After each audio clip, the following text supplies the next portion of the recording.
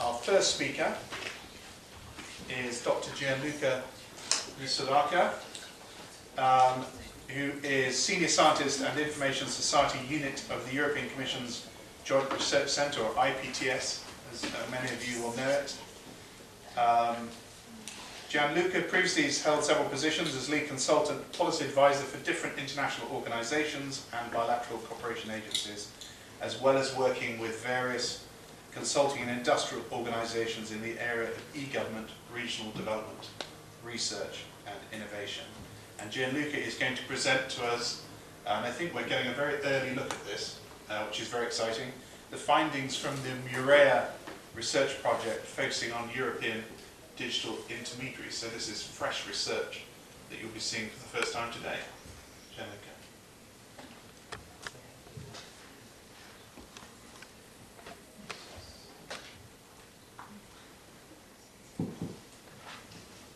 Thank you, Robin. Let's see if technology helps us. I will stand if you don't mind. So closer. And thanks for the invitation. First of all, I'm very glad to be here today in the Economic and Social Committee of the European Union. As Robin said, I will present some early bird result data that comes out of our research. As I said, as Robin said, the Misuraca project I will explain in a minute. Just before that, very quickly, where I come from, well, I'm Italian, but I come from Seville in Spain, where I work for the Joint Research Center. That is the, as we like to say, the in-house service of the Commission. So our role is to provide evidence based on research to our colleagues here in Brussels and member states, so to improve their policy making. And in particular, the IPTS, the Institute for Prospective Technological Studies, looks at the technological innovations in various areas, and the Information Society unit, where I work, is dealing with all issues related to digital living, let's say. So, where we stand today, and as Robin said, let's say the state of play, well, we all know we are in the deepest and longest recession since the birth of the EU, with very high unemployment rates, quite scaring, especially the youth unemployment, that is, from the latest data we have, even with Croatia joining, so in the EU 28, we still have almost 1 out of 4 young people in search of a job. Even more scaring than that is the fact that almost 24% of European lives in a situation of being at risk of poverty or social exclusion. This is defined in a specific way. But this is leading also to the issue of today, the fact that this is a vicious cycle, because you get unemployed, then you may become in need of help, and if this need is not addressed, you can be getting in a situation of poverty or social exclusion.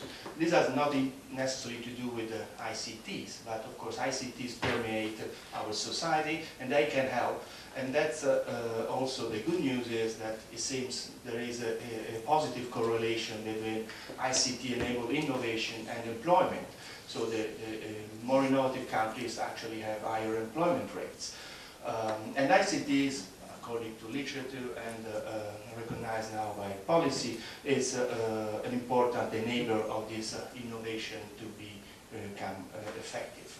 Of course, it's not just that, there are many other issues.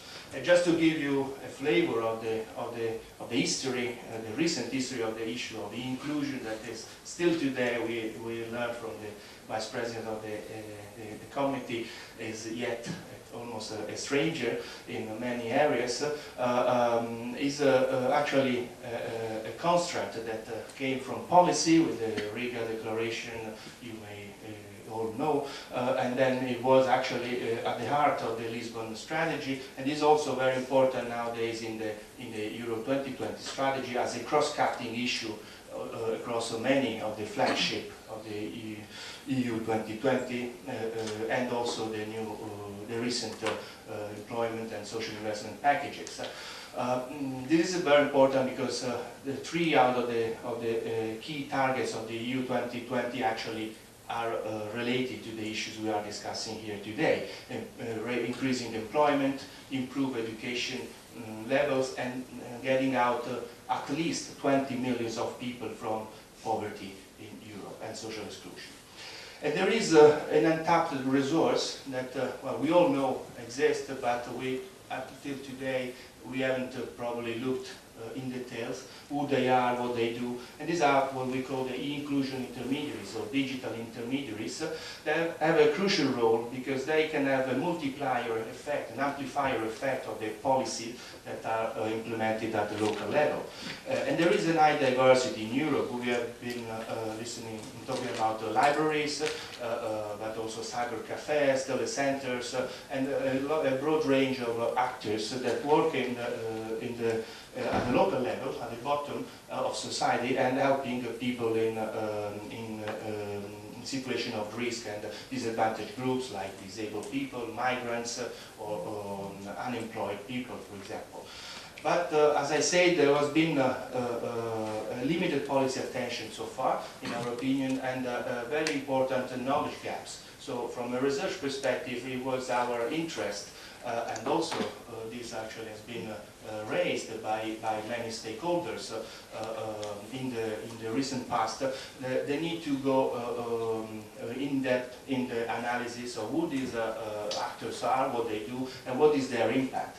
So the Mireia project, that is a sort of acronym for measuring the impact of inclusion actors in Europe, has been launched by the JRCI-PTS last year in collaboration with DG Connect and in cooperation with many stakeholders, and has 2 main objectives. One is to map who are these inclusion actors, so to better understand their characteristics and policy potential, and I will speak about this in my presentation, providing some fresh data, as Robin said. And the second objective, that if possible even more ambitious than that, is to design and test a methodological framework so to enhance the capacity of these intermediaries to actually assess their own impact and see how they are contributing to policy implementation.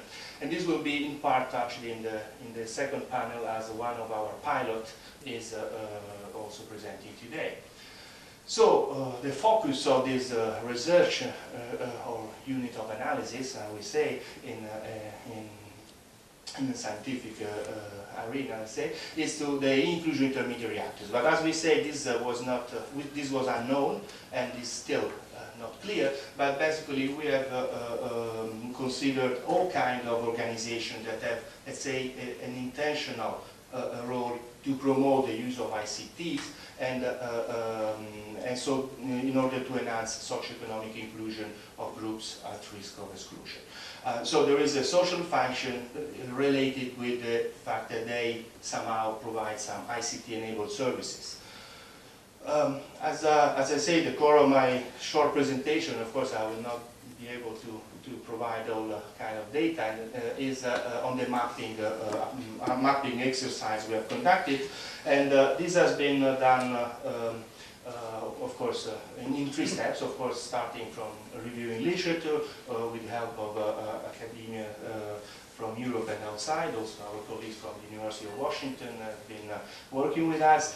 We have conducted then 3 exhaustive locality mapping in 3 areas in Europe, very diverse. One of them, I'm glad to hear, was mentioned before, is Latvia, the Zemgale region, a rural area in Latvia. Another one is El Raval, a neighborhood in Barcelona that is very interesting because of the population is mainly characterized by migrants, and then the city of Sunderland in the UK. This was instrumental to better understand in a small locality what the richness of the actors involved, what they do, how they are connected, and the services they provide, as well as the target groups they address. And this helped us to design the mapping exercise at the EU27 level. And this is the first attempt of collection of primary data all across the European Union in this domain. And this has been done in collaboration collaboration with Telecenter Europe, and data has been analyzed, also again in collaboration with the University of Washington and other colleagues, so that we have a sample of about 3,000 organizations. But interesting enough, we can estimate, also considering that, there are more than 300 networks represented, that actually the overall, let's say, number of organizations captured somehow by this is actually much more. And so a conservative estimation tells us there may be 70,000 members, if we consider members of the various networks. And so, as I say, 27 countries, we had to work with 15 languages. We didn't cover all the 23 of the Commission, but we managed to address various countries with common languages. And then we have also in-depth country profiles. That this data, as Robin said, has been analyzed recently. The survey and the desk research complementing it was conducted this year. We are publishing the report on that will be presented to policymakers at the ministerial conference in Vilnius in November. So this is, as they say in the private sector, early bird special just for you.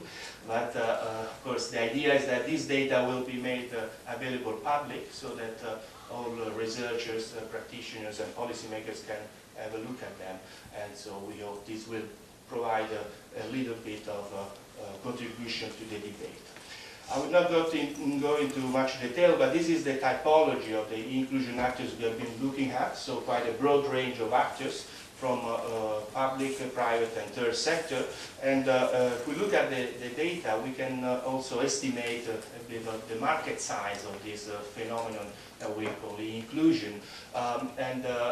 Basically, despite, I have to say that let's say the data, the sample is not statistically representative, but it illustrates quite well enough the distribution and the diversity of these actors across Europe and in different countries.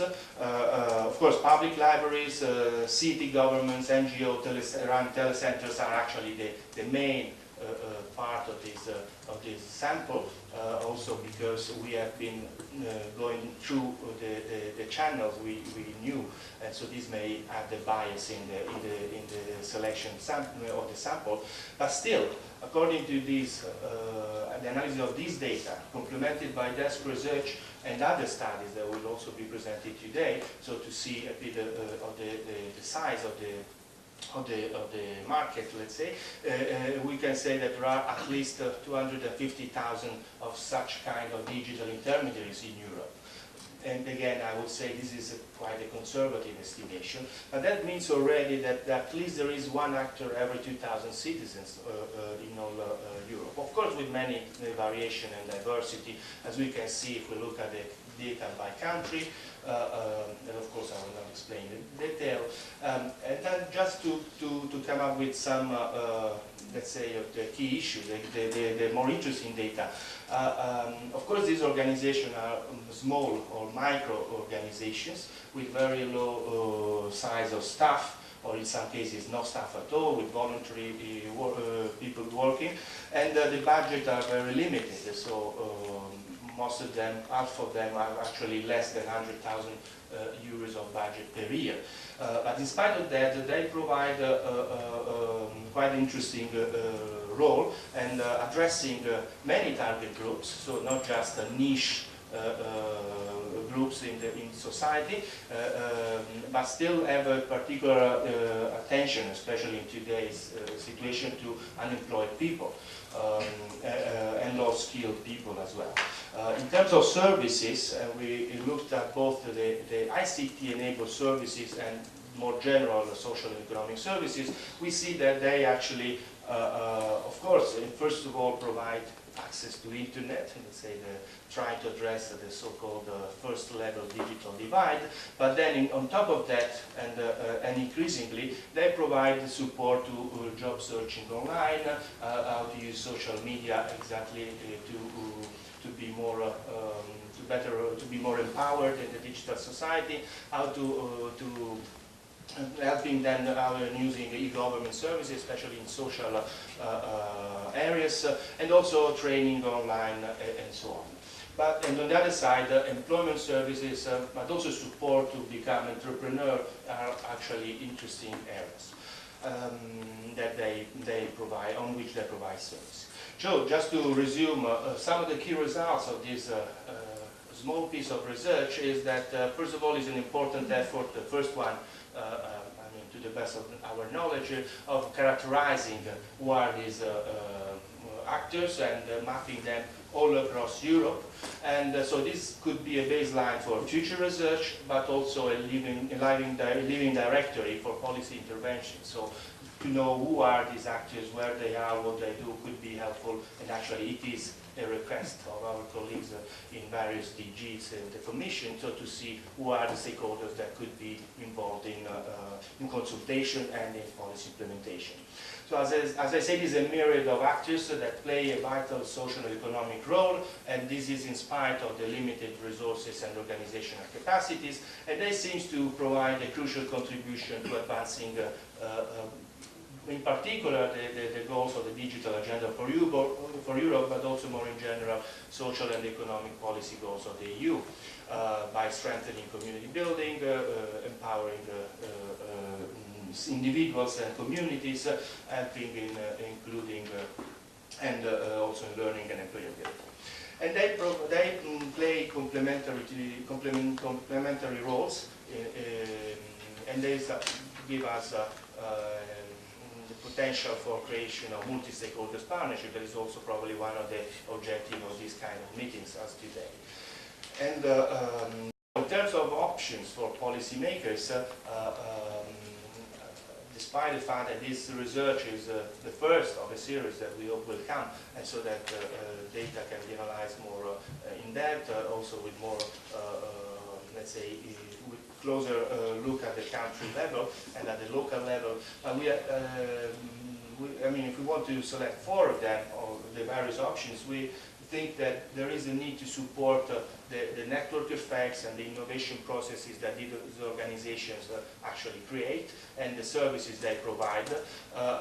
Also to create the conditions for a larger involvement of the private sector that has not been actually represented much in this sample, but has a key role to play. And this is, for example, I mean, today while we are sitting here, there is a meeting with the Commissioner Neelie Kroes about the Grand Coalition on digital jobs. So this issue is actually at the heart of the policy interest today. There is also the need to reinforce the capacities of these actors so that they could become more sustainable in the future. As today, most of the funding still comes from government or third sector.